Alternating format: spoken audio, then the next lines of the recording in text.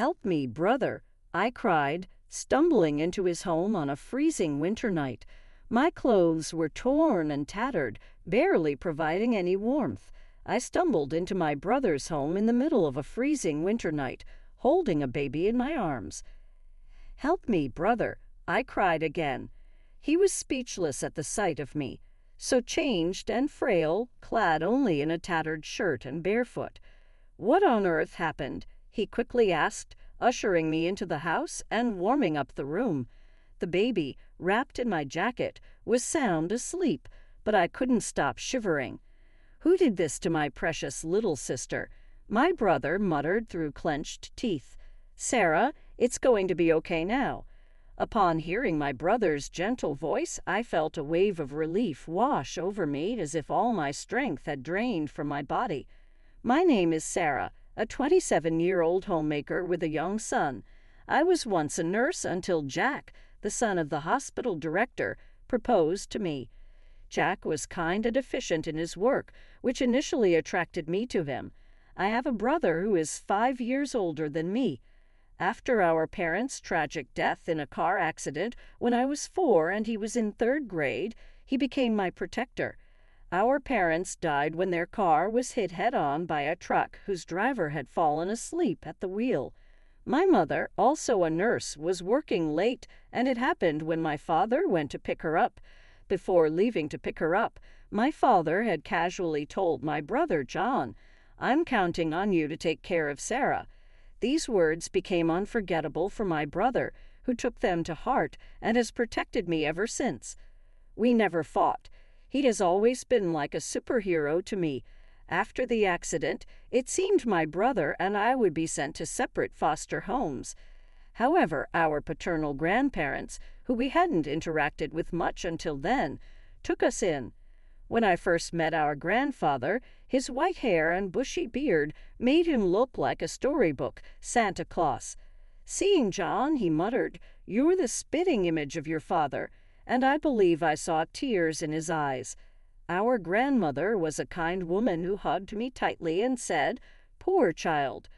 Later, I learned that our father had fallen out with our grandfather, leaving home and what amounted to running away. Our grandfather wanted him to continue the family business, but our father wanted his freedom. Neither would yield, and they ended up parting on bad terms. John and I moved to our grandparents' house nestled in the rural mountains. Our grandfather, a renowned potter, created works so famous that a single teacup could sell for thousands of dollars. Thanks to this, John and I grew up without financial difficulties. Our grandfather was stubborn, hated dishonesty, and dedicated himself completely to his work, while our grandmother was incredibly kind. Despite our parents no longer being with us, under our grandparents' watchful eyes, we grew up happily. John attended a prestigious university in the city, and I went to nursing school. We both had the chance to follow our dreams. However, when our grandmother's health deteriorated, John returned home from the city. I wanted to return home too, but as I was still a student, John advised against it. John had always been interested in our grandfather's work, but was firmly told to follow his own path by attending university. Our grandfather regretted forcing our deceased father to continue the family business and didn't want his grandchildren to go through the same ordeal. However, John insisted on being taught pottery by our grandfather. He had always been handy, making pottery a good fit for him. Besides, John excelled at everything: academics, sports, and he was popular among his friends. He was truly a superhero, taking care of our sick grandmother while mastering the art of pottery. While John was learning the trade from our grandfather, I graduated from nursing school and started working as a nurse. That's when Jack proposed, and we got married. We had a grand wedding, and what I remember most are the joyous smiles of John and our grandfather. John brought pictures of our parents to the wedding. "We all just want you to be happy, Sarah, including Mom and Dad," he said, shedding tears openly. Our grandmother, too ill to attend, cried tears of joy when she saw the video of the ceremony. I felt truly blessed with a great family. I quit my job as a nurse, moved into my husband, Jack's family home, and began to support him as a full-time homemaker. We had a child, and Jack was kind. Our life seemed smooth sailing, and I couldn't have imagined the hellish days that were to come. Not long after, my grandmother passed away. Jack attended the funeral with me and comforted me. My grandfather's disappointment was so severe that I couldn't even speak to him. John, while supporting our grandfather, immersed himself more and more into his pottery. 6 months passed. "Help me, brother," I cried as I fled to my brother's place in the middle of a freezing winter night, wearing ragged clothes and holding a baby in my arms. John was at a loss for words upon seeing my drastically changed appearance. I was so skinny and weak, just wearing a thin tattered shirt and barefoot. "What on earth happened?" he asked, quickly letting me in and warming up the room. The baby, wrapped in my coat, was sound asleep, but I couldn't stop shivering. "Who did this to my dear sister?" John murmured through clenched teeth. I felt a wave of relief wash over me as if all strength had left my body. I didn't want to worry John or our grandfather, but I had no choice but to tell them. I began to recount the events at my in-laws' house. Jack and I had been living together, but due to my in-laws' concern that I should rest during and after pregnancy, we moved into their house. My in-laws, both remarried, seemed like a genuinely close family. Jack was the stepson of my mother-in-law. I was happy that my child and I could become part of this family. My father-in-law was kind to me, telling me to make myself at home. Having no father, his kindness was precious to me. However, my mother-in-law seemed not to like this. "You're flirting with my husband, aren't you, you disgusting woman?" she began to say. She started harassing me when my father-in-law was not around. "You're an uneducated child with no parents," she taunted. She not only verbally abused me, but also caused physical harm. She spilled boiling water towards me, planted pins in my meals, and even tried to push me down the stairs. It was life-threatening. My mother-in-law's family had a long-standing reputation in the retail business, managing a major department store chain run by her brother. "Your background is miles apart from mine. You can't blend with someone who grew up in poverty," she said, looking down on me. Then a situation arose that added to my troubles. Due to a shortage of staff at the hospital, a former nurse was often called in to help, working alongside my husband, Jack. During this time, I noticed something unsettling. Jack, being the son of the hospital director, was often seen reprimanding the nurses unreasonably. "Move quicker. You're a nurse getting paid, aren't you? Don't slack off just because my father is lenient. Once I take over this hospital, I won't be so forgiving. How many times do I have to tell you to order the supplies in advance? They're not cheap, you know. Don't take running a hospital lightly," he would scold. Such unreasonable remarks were directed at nurses who were working hard for the patients. "Jack, don't you think that's too harsh?" "Everyone here is trying their best," I interjected. He didn't take kindly to this. Furious that I had stood up to him, he flew off the handle in front of the other nurses. Since then, Jack became distant toward me. This might have also been influenced by my mother-in-law, who had been telling Jack from the start, "You're too soft on your wife. She's taking you for granted." While my father-in-law was still well, Jack couldn't be openly hostile or abusive in front of him. But then my father-in-law fell seriously ill and became bedridden. When it rains, it pours. My mother-in-law seized the opportunity and made me take care of all the chores, treating me like a housekeeper. I was extremely busy, carrying my son on my back, cooking, doing laundry, and cleaning. Even in front of my father-in-law, my mother-in-law began to mistreat me, but my weakened father-in-law was unable to stop her. "Please don't speak to Sarah that way," he would say. "Here you go again, defending that woman, and you can't even do anything with your frail body." "Oh, how I wish you were gone," she would retort, spewing venom at my sick father-in-law. I endured it for the sake of my son and father-in-law. The harassment escalated. Housekeepers don't eat with the family. Eat the leftovers later, she told me. I was so upset that I lost my appetite. When I looked in the mirror, I was shocked to see my gaunt and ragged reflection. My husband said, "I only married you because you were a bit attractive, but I never thought you'd become such a shabby woman. I'm too embarrassed to be seen with you." He told me to move from our bedroom to the storage room.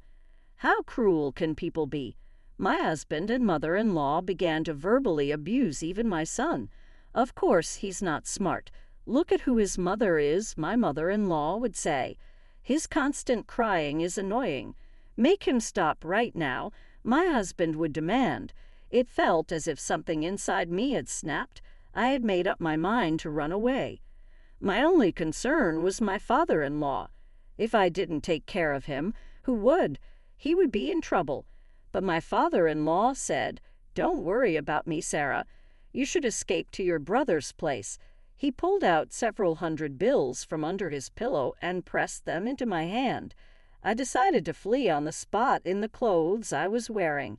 I wrapped my son in my coat to keep him warm, rushed outside, hailed a taxi with the money my father-in-law had given me, and headed to my grandfather's house. I poured out the whole story to my grandfather and my brother John all at once. John, with a furious expression I had never seen before, was shaking his clenched fist.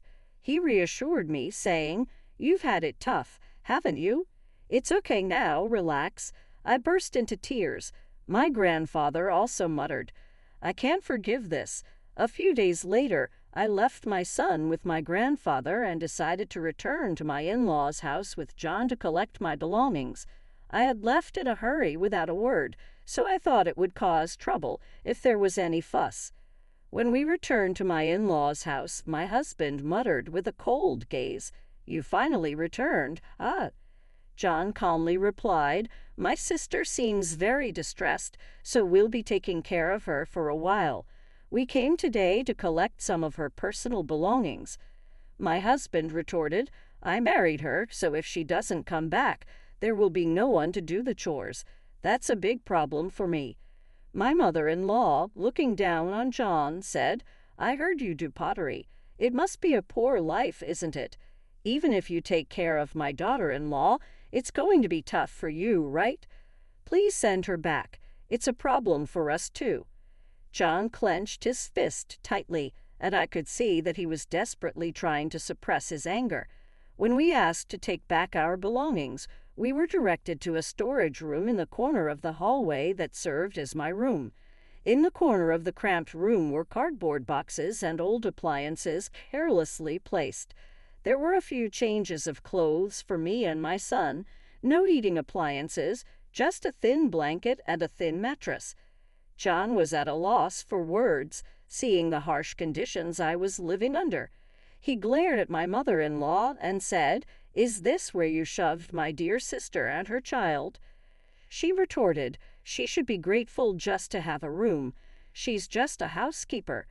I wanted to get out of that house as soon as possible, but I was worried about my father-in-law and wanted to see him. When I did, he quietly handed me something and apologized to John for not being able to protect me. For several days after that, we made preparations along with my grandfather. John and I headed to my in-laws' house, determined to fight for my son. I couldn't keep running away forever. When we arrived, I handed my husband the divorce papers. He was taken aback for a moment, but then declared he wouldn't pay alimony or child support since I was choosing to leave. I played a recording of his mother, belittling me and of him shouting at me. "This is evidence of the abuse I have suffered," I informed them. My husband and mother-in-law looked shocked. They asked, "When did you even record this?" It turned out my father-in-law had secretly recorded everything to help me.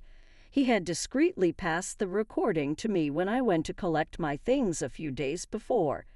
John, who had graduated from law school and passed the bar exam while assisting our grandfather with his pottery work, said, "You can get a divorce since your husband is at fault." John had been actively practicing law, to help those in need in our local community, and now he promised to fight for me wholeheartedly. My wheelchair-bound father-in-law showed up and handed the divorce papers to my mother-in-law. He had also recorded all the verbal abuse he had endured and was now ready to divorce as well. He preferred living in a care facility over living with my mother-in-law. Upon hearing this, my mother-in-law burst into laughter. "All right, go ahead and divorce me. I'll return to my brother's house and go back to my luxurious life," she said. At that moment, my grandfather made a call, stating, "I'll terminate any contracts with a family like this." It turned out the major department store run by my mother-in-law's brother was on the verge of bankruptcy. He had been eagerly trying to strike a deal to exhibit and sell my famous grandfather's pottery and was close to finalizing it. Immediately, a call came from her brother, the department store owner, severing ties. My mother-in-law blanched, muttering, "That's impossible," and sank to her knees. She finally seemed to understand her situation and started to beg, "Please forgive me. I was out of line. I have nowhere else to go. Please let me stay here, Sarah. I'm sorry. Please forgive me." There was no way we could forgive her now. We all coldly stared at my weeping mother-in-law. However, just one person still didn't seem to fully grasp the situation: my husband. He said to me, "I'm set to inherit this hospital. If you want a divorce, I'll pay alimony and child support. I'll marry someone younger and prettier than you." But then my father-in-law said a single sentence: "The hospital has been sold." My husband's eyes widened in shock. What? In fact, Jack, at my father-in-law's request, had been pulling the strings. "Get out of here right now," my father-in-law screamed at his stepson. My husband's face turned white. He was not legally adopted by my father-in-law, who was actually his stepfather, so he had no legal claim on his stepfather's assets. On the contrary, I was legally adopted by my father-in-law, who had taken good care of me. Sensing the tide of events, my husband quickly changed his tune, pleading for a fresh start with me. I coldly dismissed him. Afterwards, my son and I were doted on and enjoyed life at my grandparents' house. He now cried less often and spent his time playing in nature, finding flowers and insects. My in-laws divorced, and the audio tape proved crucial in establishing the fault of my mother-in-law. According to mutual acquaintances, my mother-in-law and husband are now living in a small rented apartment. Their attempts at finding new jobs have not gone well, and they seem to be getting by on part-time work. Their days are filled with endless quarrels, each blaming the other for their current situation. My grandfather is living comfortably in a high-end senior home, and my son and I visit him often. John, as always, continues to work with pottery under my grandfather's guidance. My mother-in-law's brother, who wasn't at fault, had the pottery exhibition at his department store. At the exhibition, my brother met a lovely woman who was a fan of pottery, and they started dating. I expect we'll hear good news from him soon. I work as a nurse at a hospital near my grandfather's house. It was my dream to become a nurse like my mother, and now I find fulfillment in